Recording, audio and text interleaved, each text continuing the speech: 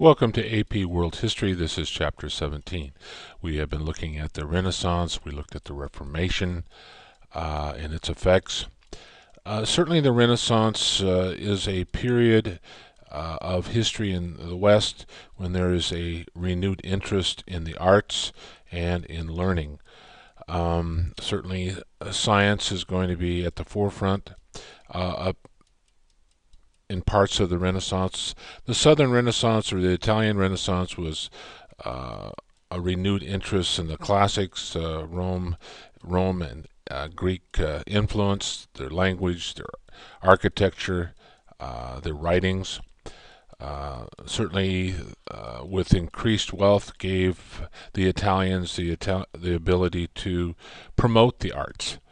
The Northern Renaissance being a little bit more religious in its orientation, although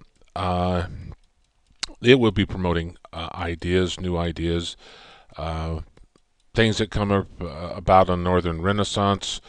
We see a shift of power away from Italy and Spain and more to France, Germany, the Dutch, and the English. One of the results of the Renaissance is the attack on the church. There's this new thinking. Some come to question really the validity of the church. We know that the Protestants and Catholics were very opposed to one another during this period. A lot of blood is shed. Deism is a new religion that develops, which really states that God created the universe, set things in motion, and then just walked away to let God figure it out. There were certainly philosophers during this time who suggested that people had natural rights and that things could be learned through reason. Faith was essentially irrelevant. He was an English philosopher, regarded as one of the most important thinkers during the Enlightenment period. And the secret word for this Chapter 17 is the Enlightenment. That is, relying more on human reason and less on God. Certainly this was an age of absolutism. That is, kings and queens are going to become more powerful as the feudalism dies away and the reliance on more of a hired army to police the kingdom. Kings and queens will receive more wealth, overseas trade, then that will increase their power. Louis XIV said, "I am the state," so everything revolved around him. He believed that he had been chosen by God to rule. One of his symbols in his kingdom was the sun, the sun standing for the center of the solar system, and he stood in the center of his nation. Louis the Fourth or 14th lived an extravagant lifestyle. He was always running short of money, and so taxing the people. This shows a picture of him as a yearly child. The symbol, the sun, being the symbol of his kingdom. Nobility was losing its grip, and the monarchs were becoming more powerful during this period. In 1866, a glorious revolution took place in England. James I believed again in divine right, ignored the wishes of Parliament. Eventually, he dissolved Parliament and to raise his own taxes. In 1825 or 1625, Charles I, son of James I, will take the throne when his father died. Parliament insisted that Charles I sign a petition of rights. Of course, he's not going to take kindly to this. Later, he is going to dissolve Parliament again and ignore the petition. Eventually, he is forced to flee, and civil war will ensue in England. And for a short while, Cromwell and his followers, the Roundheads, will take power. And it's certainly more democratic. They'll be without a king. They will capture the king, and eventually they will have his head cut off. England will eventually become known as a limited monarchy. The king or queen did not rule absolutely, and that was certainly one of the effects of the Glorious Revolution. Um, the English Civil War lasts for a short period of time, led by Cromwell. The Loyalists are the Cavaliers, and the Roundheads or the Parliamentarians are going to be led by Cromwell. During this time, John Locke wrote that power was given from people to rulers, not from God.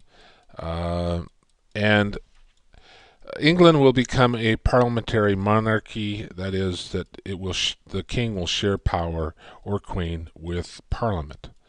And certainly this will place some limitations on the king as to what he can do. John Locke said the government had no right to take your life, liberty, or property without just cause.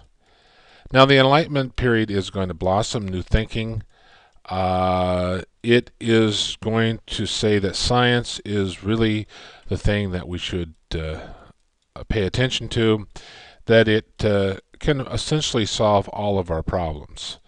They believe that society should be rehabilitated, such as criminals, through education. Punishment alone would not deter bad behavior. You had to help people realize what was right and wrong. During this period, Adam Smith, an English economist, stated that people act in their own self-interest and God should not interfere with that. Diderot will again compile the first encyclopedia containing scientific and social knowledge. During this time, Mary Wollstonecraft was one who pushed for women's rights. Has some effect in promoting women's rights, but isn't going to be until the 20th century that women truly received their rights. New principles were applied in agriculture and livestock production that would help create a surplus of food, which helped population grow. Here's a picture of Adam Smith, Diderot compiling the first encyclopedia. Wollstonecraft promoting women's rights.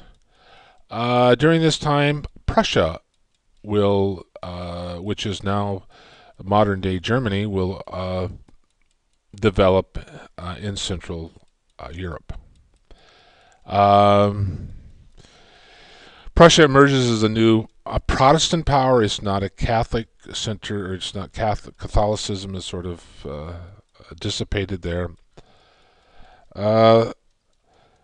Hohenzollern family will rule northern Germany, and they will systematically start taking over smaller kingdoms to consolidate the Prussian power. Frederick William I created the first trained armies on the continent. He was very militaristic, intimidated his neighbors to gain more power for Prussia. He once boasted that Prussia is not a state which possesses an army, but an army which possesses a state. He's created a strong central government, gave nobles position within the kingdom. Prussia will emerge as a strong force in Central Europe. This shows a picture of the Prussian Empire developing, and also the Austrian Empire in green. Those will be the two dominant powers in the 18th century, 1700s. And we'll stop there.